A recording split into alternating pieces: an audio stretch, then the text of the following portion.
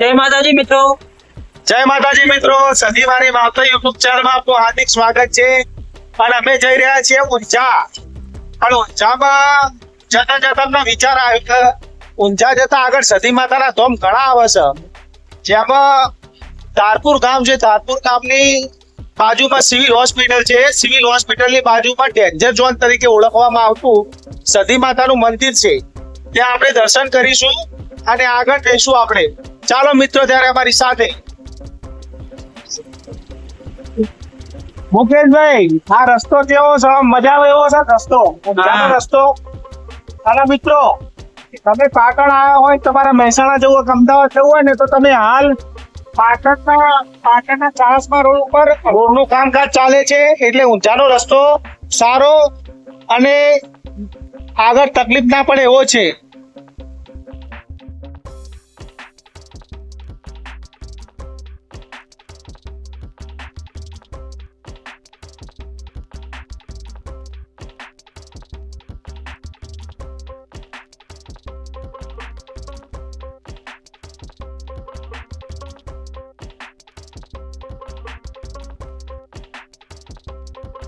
મુકેશભાઈ, એ સતી માતાનું મંદિર જે આવ્યું છે એના પરચા ને પ્રમાણ જબરા છે. મુકેશભાઈ, જે વાત કરી હતી ને ડેન્જર ઝોન, આ રહ્યું જુઓ સતી માતાનું મંદિર.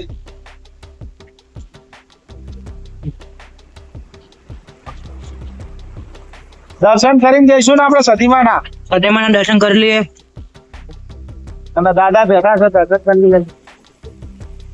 શેના બદલે?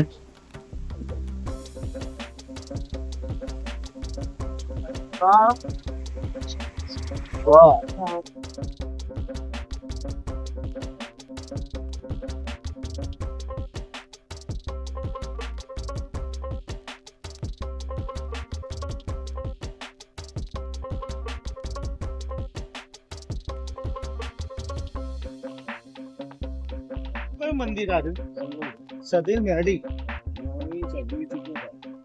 સતી શીખોતર. બાબા મારું નામ છે.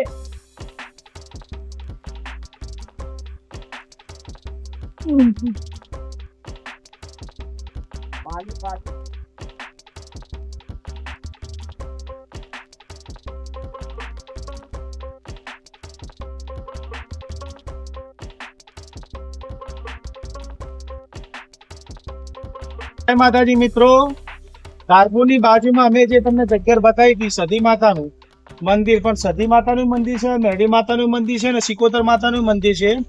અને શંભુભાઈ વર્ષોથી સતી માતાની, મેરડી માતાની, શિકોતર માતાની તપસ્યા કરે છે અને સેવા કરે છે માતાજી. મિત્રો, શંભુભાઈને મળ્યા, માં સતી, શિકોતર અને મેરડી માના દર્શન કરી પરમ આનંદ મળ્યો. તમને કેવું લાગ્યું એ કોમેન્ટમાં કહેજો. અને હવે આપણે સતી માતાના મંદિર જે કહેવાય છે, જે પાટણ અને ઊંઝાની વચમાં ડીગડી ગામ આવેલું છે, એ ડીગડી ગામની ત્યાં સતી માતાનું ભવ્ય મંદિર આવેલું છે, જે ડીગડીની બાજુમાં આવેલું છે. ત્યાં દર્શન કરવા જઈશું. ચાલો મિત્રો, આપણે જઈશું સતી માના દર્શન કરવા. ચાલો. એ આ જે સામે દેખાય ને, સામે દેખાય સતી માતાનું મંદિર. ચોક્કસ એમાં પૂછવાનું હોય મારા ભાઈ, માના દર્શન કરવા તો કને ના ગમે? જેને ગમે તો પછી આપણા મિત્રોને પણ માના દર્શન કરાવી દઈએ. હા ચોક્કસ. આપણા જે પણ સાથી મિત્રો છે એમને પણ માં સતી જોવે છે, એમને પણ દર્શન કરાવી દઈએ. અને એમને કદાચ આ રસ્તે હેડે તો એમને દર્શન કરતે ભાવે. હા ચોક્કસ. જોયા હતા. અને એમાં જેવું છે મુકેશભાઈ, ખબર કદાચ કોઈ વર્તો પડ્યો હોય માતાના, તો ધોમમાં કદાચ આવી શકતા ના હોય, વયથી વર્તો માતાના પૂરો માગ અને પૂરો થાય તો આપણી સતી એ કર્યું એવું લાગે. ભાઈ જે પણ વિડીયો જોવે છે, વયથી વર્તો માગો અને માં સતી પૂરો કર તો કમેન્ટમાં જય સતી લખવાનું ભૂલતા નહીં. ચાલો મિત્રો, સતી માના દર્શન કરવા. અહીં માતાજીના હવન પણ થાય છે મુકેશભાઈ. હા, જેટલા વાહન ઇકો ગાડી ચાલકો જે રહ્યા ને, એરા માતાજીના દર વર્ષે આળો ઉઘરાવે છે ને પછી માતાજીનો હવન કરે છે એરા ઓય સતી માતા આ 4 ચોકની સતી માતા કહેવાય આરી. હા ચાલો મિત્રો ત્યારે તમારી સાથે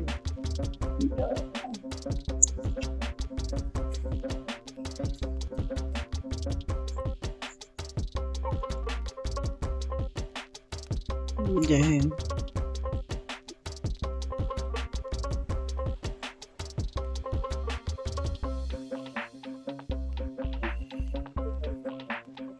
આ સતી માની મોટી સબી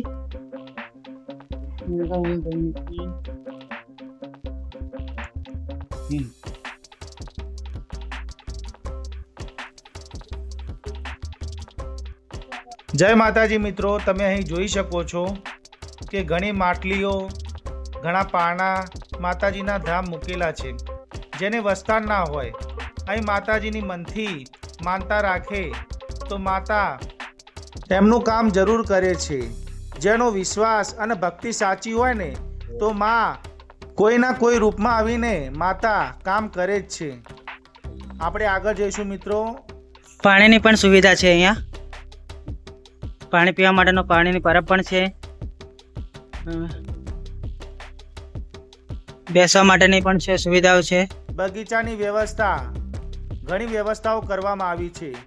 અહીં રોડ ઉપરથી જતા ઘણા મુસાફરોને પાણીની વ્યવસ્થા અને આરામ કરવાની વ્યવસ્થા પણ મળી રહે છે. તમે જોઈ શકો છો અહીંયા તમે કામો પણ કરી શકો છો, માતાના દર્શન પણ કરી શકો છો અને પાણીની પણ સુવિધા છે. ચાલો મિત્રો ત્યારે હવે આપણે ઊંઝા જવાનું છે.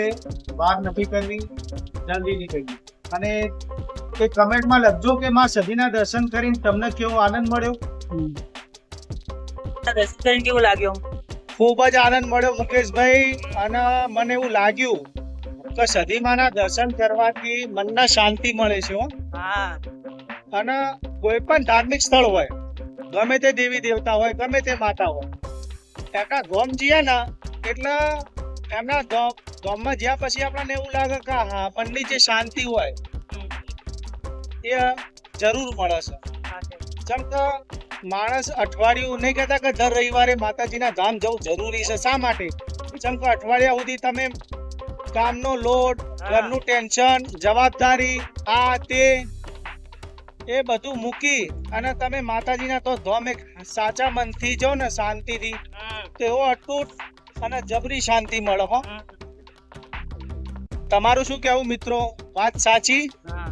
તો કોમેન્ટમાં જણાવજો. ચાલો આપણે હવે નીકળીએ તો. અહીંયા સંઘ ઉતરે એવું લાગે છે. જો વ્યવસ્થા મંદિર હોય, ચેહરમાનું મંદિર છે, ચેહર માતાનું મંદિર છે અને અહીંયા સંઘ ઉતર્યો છે. તમે જોઈ શકો છો આ માતાજીનો ગરબો લાગે છે. માતાજીનો ગરબો મુકેશભાઈ એટલે પબ્લિક થોડી છે. અને એમાં એક વાત કહું કે જો ધાર્મિક સ્થળ હોય ને, આ કયું મંદિર જોઈ લો. મંદિર